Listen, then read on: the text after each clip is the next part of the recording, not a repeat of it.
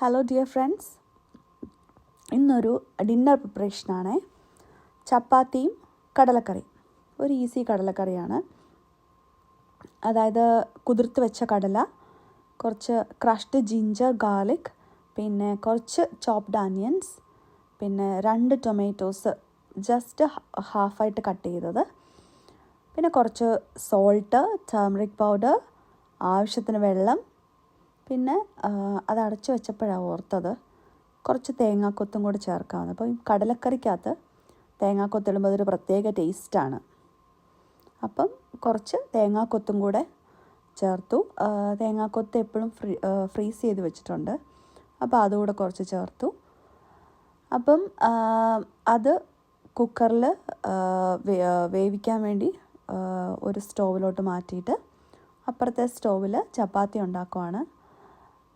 പിന്നെ ഈ കടലക്കറി ഒന്ന് നന്നായിട്ട് കടല കുക്കായി കഴിയുമ്പം ഒന്ന് കടുക് പൊട്ടിച്ച് അല്പം മസാലയൊക്കെ, ചില്ലി പൗഡറും കോറിയാണ്ടർ പൗഡറും പിന്നെ പെരുംജീരകം, അതായത് ഫെനൽ സീഡ്സ് പൗഡറും പിന്നെ ഗരം മസാല ഒരല്പം എല്ലാം ഇട്ട് അതൊന്ന് കടുക് പൊട്ടിച്ചെടുക്കും. പിന്നെ ചപ്പാത്തി ചുടുമ്പം എപ്പോഴും അല്പം ഗീ ചേർത്താണ് ഞങ്ങൾ ഉപയോഗിക്കാറ്. അതിൻ്റെ ഒരു ടേസ്റ്റ് എല്ലാവർക്കും ഭയങ്കര ഇഷ്ടമാണ്.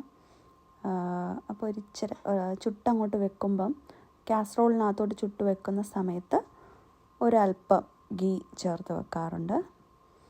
അപ്പം കടലക്കറി കടുക് വറുത്തു. മസാലയൊക്കെ ഇടുന്നതിന് മുമ്പായിട്ട് കുക്കറൊന്ന് ഓപ്പൺ ആക്കി നോക്കി കടല വെന്തോ എന്നൊക്കെ നോക്കി. നല്ലപോലെ കുക്കായിട്ടുണ്ട്. ജസ്റ്റ് സവോളയൊക്കെ നല്ലതായിട്ട് സോട്ട് ചെയ്ത് മസാലാസൊക്കെ ആഡ് ചെയ്ത്, അപ്പോൾ ഒരല്പം ഉപ്പും കൂടെ, ഓൾറെഡി ഉപ്പിട്ടാണ് കടല വേവിച്ചതെങ്കിലും കുറച്ച് ഉപ്പും കൂടെ ഇട്ട് കൊടുത്തു. പിന്നെ ബാക്കി പറഞ്ഞ മസാലകളെല്ലാം ഒന്ന് ആഡ് ചെയ്ത് ഒന്ന് നന്നായിട്ട് മസാലയുടെ പച്ചമണമൊക്കെ മാറിക്കഴിഞ്ഞ് ആ കടലയിലോട്ട് അത് ആഡ് ചെയ്ത് കൊടുക്കും. അപ്പം ആ പൊടി കരിഞ്ഞു പോകാതിരിക്കാൻ വേണ്ടി ആ കടലക്കറിക്കകത്തു നിന്ന് തന്നെ കുറച്ച് ആ ഒരു ചാറും പിന്നെ അല്ലാതെ ഒരു ഇച്ചിരി കെറ്റിലെ ബോയിൽഡ് വാട്ടറും എല്ലാം കൂടെ ഒഴിച്ച് അതൊന്ന് നന്നായിട്ട് കുക്ക് ചെയ്തെടുത്തു. ആ പച്ചമണമൊക്കെ മാറി നല്ല വഴണ്ട് വന്നപ്പം അത് ജസ്റ്റ് വേവിച്ച് വെച്ചിരിക്കുന്ന കടലക്കകത്തോട്ട് ചേർത്ത് കൊടുത്തു. നന്നായിട്ട് ഇളക്കി. അപ്പം രാത്രിയിലത്തെ ചപ്പാത്തിയും കടലക്കറിയും റെഡിയാണ്.